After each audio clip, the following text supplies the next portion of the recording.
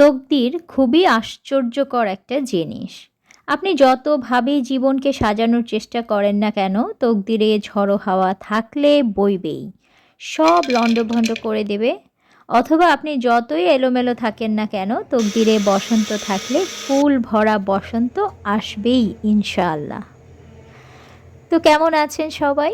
আজকে তো প্রচণ্ড ঠান্ডা।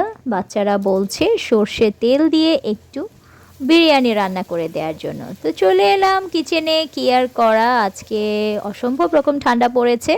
তো সর্ষের তেলের বিরিয়ানি ভালোই লাগবে। ছোট ছোট করে এভাবে মাংসগুলোকে একটু কেটে নিলাম, সর্ষের তেলের মধ্যে পেঁয়াজটা এভাবে দিয়ে দিলাম। দিয়ে কিছুক্ষণ যেটা করব, আমি আগে মাংসটাকে একটু তেলের সঙ্গে পেঁয়াজের সঙ্গে একটু কষিয়ে নিব আর কি, একটু ভাজা ভাজা করে নিব।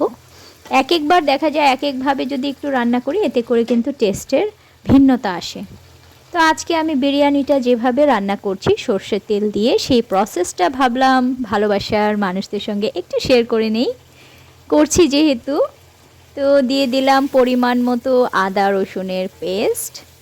দিয়ে আপনার মানে আমি তো একসঙ্গে আপনার চালটাও দিয়ে দেব এখানে, তাই স্পাইসগুলো এখানে একটু বাড়িয়ে দিয়ে দিয়েছি। পোলাও যদি আলাদা রান্না করতাম তখন আবার ওখানে আদা রসুন কিছুটা স্পাইসেস যেত, যেহেতু সেটা করছি না, এখানেই আমি পরিমাণটা দিয়ে দিয়েছি। তারপর দিয়ে দিলাম লবণ, তারপর আপনার বিরিয়ানির যে মশলা সেটা দিয়েছি, ধনে গুঁড়ো দিয়েছি, জিরা গুঁড়ো দিয়েছি, আর দিয়েছি গরম মশলার যে গুঁড়োটা, ওগুলো। আস্ত কোনো হোল স্পাইস আমি এখানে দিব না, সেক্ষেত্রে বাচ্চারাও ঘ্যান ঘ্যান করে আস্ত মশলা যদি মুখে পড়ে সেক্ষেত্রে, আর তাছাড়া অপচয় করে লাভ কী, তাই আমি সব স্পাইস আসলে স্পেসিফিক্যালি একটু গুঁড়ো করে রাখি, সেটাই অ্যাড করে দেই। আর দিয়ে দিয়েছিলাম একটুখানি চিলি ফ্লেক্স। আর প্রথমে যে বাদাম দেখলেন যে আমি একটু ব্লেন্ড করে নিয়েছিলাম, সেই পেস্টটা, বাদাম কাঁচামরিচ এগুলোর যে পেস্টটা ছিল সেটাও এখন দিয়ে দিয়েছি। দিয়ে একদম ভালোভাবে কষিয়ে নিতে হবে। এই কষানোর মধ্যেই কিন্তু টেস্টটা ডিপেন্ড করে, কখনোই এর মধ্যে আপনি পানি ঢেলে দিবেন না। এটা এভাবে কষাবেন, কষিয়ে কষিয়ে একদম মাখা মাখা হবে, সেক্ষেত্রে কিন্তু টেস্টটা অনেক বেশি ভালো আসে। প্রথমে যদি আপনারা পানিটা অ্যাড করেন সেক্ষেত্রে কিন্তু টেস্টটা ভালো আসে না, ঠিক আছে? তাই চেষ্টা করবেন এভাবে কষিয়ে নিতে। খুব বেশি তেল যে দিয়েছি তা কিন্তু না, একদম মানে মিডিয়াম আঁচে এভাবে নেড়ে নেড়ে নিচটা যেন ধরে না যায়, যেহেতু আমরা বাদাম দিয়েছি, বাদাম অ্যাড করলে যেটা হয় একটু লেগে যাওয়ার একটা সম্ভাবনা থাকে, তাই জন্য একটু কিছুক্ষণ পর পর এসে এসে নেড়ে দিতে হবে। তো কিছুক্ষণের জন্য ঢেকে দিয়েছিলাম, ঢেকে দিয়ে দেখুন এই যে তেলটা কিন্তু উপরে উঠে এসেছে। এ পর্যায়ে আরও কিছুক্ষণ কষাতে হবে, মোটামুটি হয়ে এসেছে, তাও কিছুক্ষণ কষিয়ে নিলে, যত আপনি আসলে বিরিয়ানির মাংসটা যেটা হয় আপনি যত ভালোভাবে কষিয়ে নেবেন, এটা টেস্টটা তত ভালো আসে।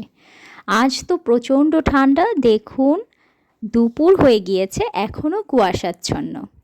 বারান্দার দরজাটা তো খোলাই যাচ্ছে না ঠান্ডা বাতাসের জন্য, তাও একটু এসে বসলাম, যেটা হয় একটু হাওয়া বাতাসেরও দরকার আছে, ঠান্ডা বাতাস, একটু বসলাম এখানে। আর নিচে দেখছিলাম বাচ্চারা এই অবস্থায়ও দৌড়াদৌড়ি খেলাধুলা করছে। ও যাই, হ্যাঁ আমার বিরিয়ানিটা তো মোটামুটি মাংসটা কষানো হয়ে গিয়েছে, এখন চালটা অ্যাড করে দিতে হবে। বসে যদি আমি এখানে বারান্দার দৃশ্য এনজয় করতে থাকি, আমার এটা লেগে যাবে। এখন একদম পারফেক্ট একটা সময় হয়েছে, এখন চালটা দিয়ে দিব। ও আর একটু গুঁড়ো দুধ দিয়ে দিবেন, এভাবে গুঁড়ো দুধে কিন্তু টেস্টটা অনেক বেশি বেড়ে যায়। তারপর একটু মিশিয়ে নিলাম, মিশিয়ে নিয়ে এখন যেটা করব, ভালোভাবে কষানো ডান হয়ে গিয়েছে, এখন আমি চালটা অ্যাড করে দেব। আপনারা দেখে নিশ্চয়ই বুঝতে পারছেন, চালটা কিন্তু আমি ঘন্টাখানেক ভিজিয়ে রেখেছিলাম, এতে করে যেটা হয় খুবই ঝরঝরা হয় রাইসটা, কারণ পানি তো সে আগেই সোক করে নিয়েছে, গলে যায় না। এই পর্যায়ে আপনারা কাঁচামরিচও দিয়ে দিবেন, তারপর দিয়ে দিবেন গরম পানি পরিমাণ মতো, ব্যাস হয়ে গেল। খুবই সিম্পল ওয়েতে, একদম ইজিয়েস্ট ওয়েতে আপনাদের সঙ্গে শেয়ার করলাম। Thanks for watching.